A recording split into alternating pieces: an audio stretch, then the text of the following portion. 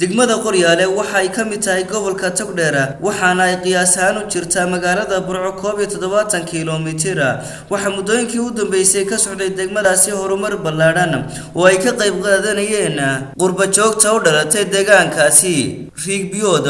iyo dugsi waxbarasho ay imika gacanta ku hayaan qurba joogta deegaankaasi ayadoona la furi doono dhawaan hadaba si aan wax uga ogaano horumarka ballaaran ee ka jira degmadaasi ayaa waxaan la kulanay gudoomiyaha degmada Qoryaale Bilo Jaamac Muuse waxaana hadaladiisi kamid ahaa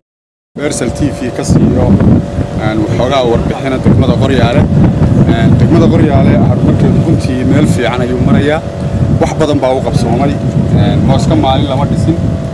wax badan baa u qabsoomay waxa kamid ah halkan imika taaganahay waa secretary schoolki boardingki weeye waxa uu qabsoomay station police-ki waxa uu qabsoomay maxkamadii waxa uu gaadiidkii dowladda hoose iyo booliiska waxa uu qabsoomay biyo xidhkii wax badan oo riigi biyaha ayaa u qabsoomay wax badan oo aan soo koobi karin baa u qabsoomay waxaana imika maalinkan maanta u jeednaa oo baahidayada lambar 1 ay tahay wadada isku xidha degmada Qoryaale iyo degmada Qoryaale marka ugu horeysa markaan ka hadlo horumarka ama waxa degmada Qoryaale u qabsoomay way farabadan sida runtii marka hore degmadu waxay ahayd waa degmo sub district badan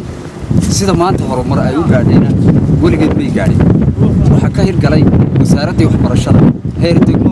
ilaa heer tuulo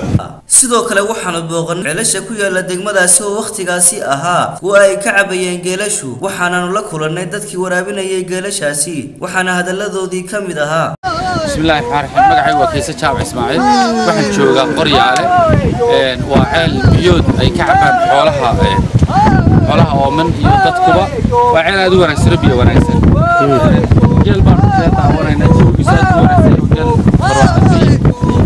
waxa ku Soomaalidu ay haystaan هذه dadku garanaayo waayo maanta shay dhaafaysan galay dhaafay jooga kun ama $1 ama ka badan si kastaba ha ahaatee horumarka ballaaran ee ka qaaday degmadani Qoryaale ayaa mid wax badan u soo kordhinaya guud ahaan Soomaaliland gaar ahaan gobolka Togdheer oo ay ka mid tahay degmadani Shaafici Maxamed Ibrahim Mantiq News Pro